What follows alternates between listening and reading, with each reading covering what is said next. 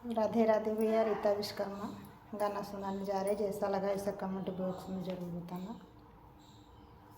घरवा का कुल हम अकेले करीत ही काम हो, घरवा का कुल हम अकेले करीत काम हो, तबो सासू हम के करथिन बदनाम हो, तबो सासू हम के करथिन बदनाम हो।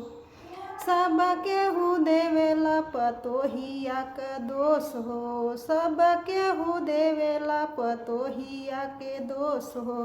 कान खोल के सुनीला हम बात करी ठोस हो, घर घर घूमेली ना नदिया हमके करथी परेशान हो, तबो सासू करथिनी हम के बदनाम हो, तबो सासू करथी हमके बदनाम हो, तबो सासू करथी।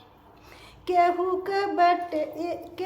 के बिटियावा हो बनी है पतोह हो, केहू कहीं बिटिया बनी है पतोह हो, जब केहू देई दुख लागी उनका मुँह हो, तबो सासू हम के करथिन बदनाम हो, तबो सासू करथिनी